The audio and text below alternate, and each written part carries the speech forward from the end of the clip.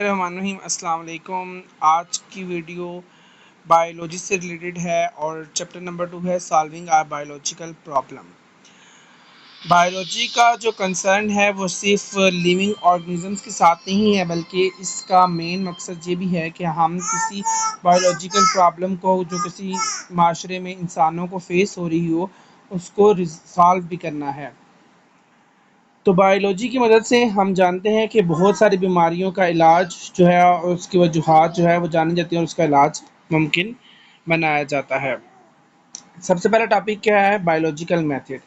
تو جو بیماریاں معاشرے میں پھیل جاتی ہیں تو سائنٹسٹ کس طریقے سے ان کو ریزالو کرتے ہیں، تو آئے ہم پڑھتے ہیں کہ وہ کون کون سے طریقے ہیں۔ سائنٹسٹ جس میں بایولوجسٹ بھی شامل ہیں وہ ایک اپروچ کو استعمال کرتے ہوئے سائنٹیفک پرابلمس کو سالو کرتے ہیں۔ جو مسئلے دنیا میں سائنسی مسئلے آ جاتے ہیں ان کو سالو کرتے ہیں، اس طریقے کو سائنٹیفک میتھڈ بولا جاتا ہے۔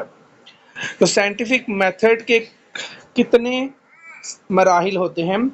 پہلا مرحلہ ہے ریکوگنیشن آف بایولوجیکل پرابلم، کسی بھی سائنسی مسئلے کو پہلے تسلیم کرنا۔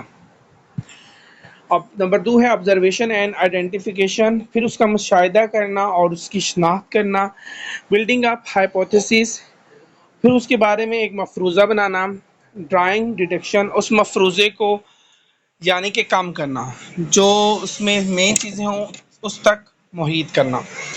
پھر نمبر 5 ہے ڈیوائزنگ ایکسپیریمنٹ، اس کے اوپر تجربات کرنا، انفیرنگ ریزلٹ اور اس کے نتائج نکال کر لانا۔ Scientific problem hypothesis detection and experiments, اس میں ہم سب سے پہلے پڑھ رہے ہیں کہ ملیریا جو ہے اس نے بہت سے لوگوں کو مارا ہے۔ اگر ہم موازنہ کرتے ہیں دوسری بیماریوں کا تو ملیریا سے زیادہ تر لوگ مرے ہیں۔ ملیریا ایک مثال ہے بایولوجیکل پرابلم کی، حیاتیاتی مسئلہ ہے، ٹھیک ہے، اور اس کو کیسے سالو کرتے ہیں تو چلتے ہیں اور نیچے دیکھتے ہیں کہ کیسے سالو کرتے ہیں۔ Study of malaria an example of biological method, ہم بایولوجیکل میتھڈ کو یوز کرتے ہوئے اب ملیریا کو پڑھیں گے۔ تو biological problems are solved by a series of steps of biological method, biological طریقوں کے مراحل کو ہم ترتیب جو سالو کرتے جاتے ہیں تو اس سے کیا ہوتا ہے کہ حیاتیاتی مسئلہ جو ہے وہ حل ہو جاتا ہے۔ پہلا ہے recognition of biological problem, biological problem is a question related to living organisms, یہ جاندار چیزوں کے ساتھ اس کا تعلق ہوتا ہے۔ یہ کوشچن جو ہے وہ کوئی انسان یا کسی ریسرچر کے مائنڈ میں آ جاتا ہے کہ یہ جو مسئلہ ہے وہ اب سائنسی مسئلہ بن گیا ہے، بایولوجیکل مسئلہ ہے اور اس کو سالو کرنا ہے۔ نمبر 2 ہے آبزرویشن، مشاہدہ۔ Observations are very important steps in solving a biological problem، کسی بھی حیاتیاتی مسئلے کو حل کرنے کے لیے مشاہدہ بہت اہم مرحلہ ہے۔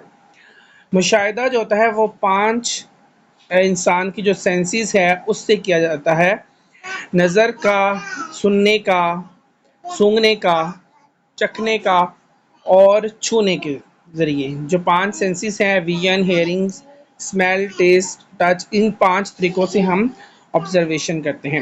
اور آبزرویشن 2 طرح کی ہوتی ہے، ایک ہوتی ہے کوالیٹیٹیو آبزرویشن اور دوسری ہوتی ہے کوانٹیٹیو آبزرویشن۔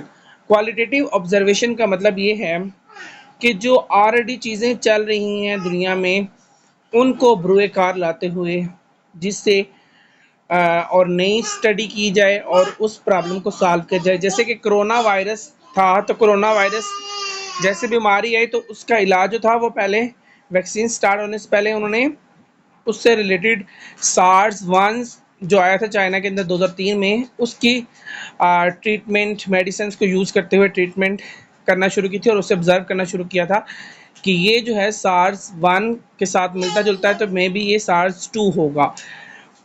تو کوانٹیٹیو کا مطلب ہوتا ہے کہ آپ نے کیا کرنا ہے، معاشرے کے اندر کچھ نمبرز لے لینے ہیں، کچھ لوگ لے لینے ہیں، ان سے رائے لے لینی ہے یا ان کے اوپر تجربات کر کے جو ہے وہ اس کا مشاہدہ کرنا ہے۔ جیسے کرونا وائرس کی ویکسین آئی تھی ایکسٹرازینیکا، تو وہ شروع میں لوگوں کو لگائی گئی تھی اور رزلٹ چیک کیا گیا تھا کہ کیا یہ افادیت اس کے اندر ہے کہ یہ کرونا وائرس ختم کر دے یا نہیں.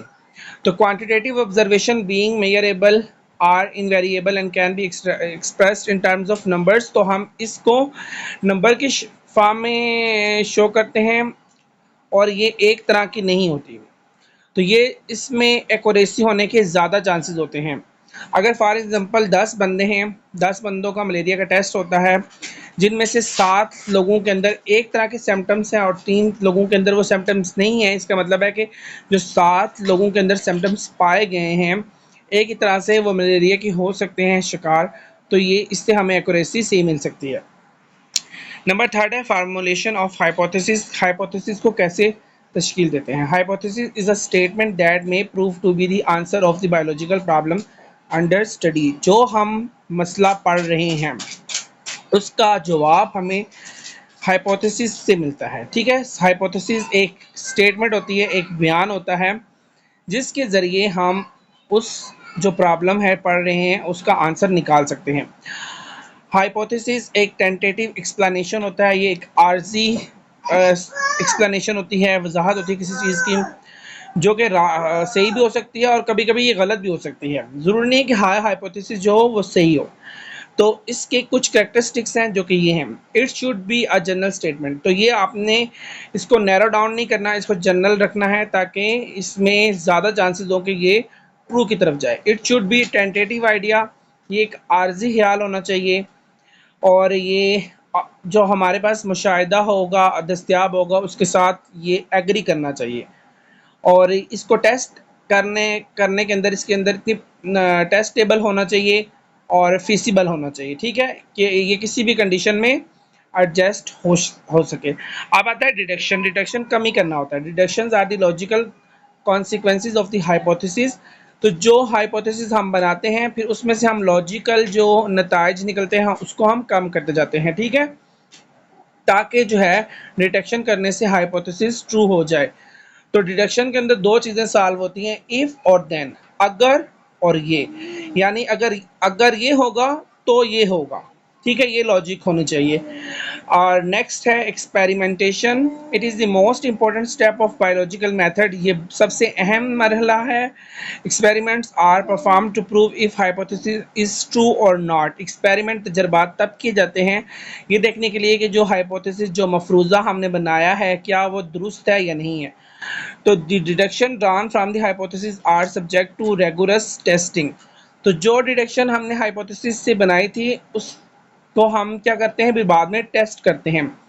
ایکسپیریمنٹ کے ذریعے بایولوجسٹ کیا کرتے ہیں کہ کون سی ہائپوتھیسس کریکٹ ہے اور کون سی کریکٹ نہیں ہے. پھر اینڈ پہ سمرائزیشن آف ریزلٹ ہوتا ہے. Biologist gathers actual quantitative data from experiments.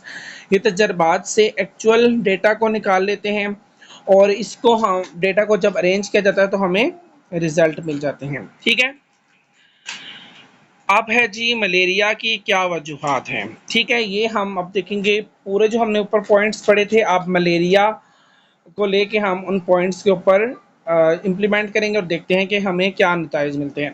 By adopting the steps of biological method, it was proved that malaria is caused by plasmodium.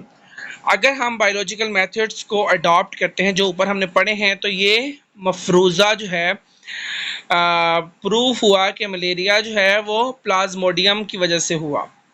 تو ریکوگنیشن آف پرابلم میں کیا ہوا؟ Malaria was a problem since ancient times. It was killed more people than any other disease. تو سب سے پہلے ہم نے یہ دیکھا کہ پرانے وقتوں سے ہی ملیریا جو ایک مسئلہ ہے اور اس کی وجہ سے بہت زیادہ لوگ مر گئے ہیں اور اگر دوسری بیماریوں کا کمپیریزن کیا جائے تو ملیریا زیادہ اموات کا سبب بن رہا ہے.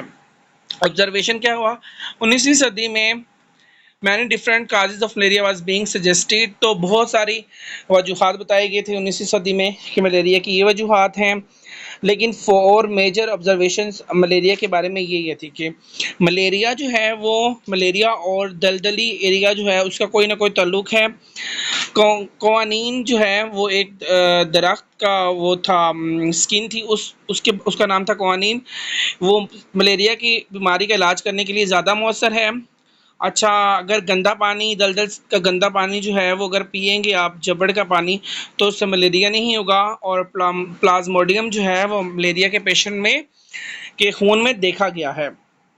اس بنیاد کے اوپر ہائپوتھیسس بنائے گی کہ plasmodium is the cause of malaria, تو پلازموڈیم جو ہے وہ ملیریا کا سبب ہے۔ اگر ڈیڈکشن کی جائے تو یہ ہے جی، if plasmodium is the cause of malaria then all persons ill with malaria should have plasmodium in their blood۔ اگر پلازموڈیم ملیریا کی وجہ ہے تو جو لوگ ملیریا سے بیمار ہیں ان سب کے خون کے اندر پلازموڈیم موجود ہونا چاہیے، اور اس کا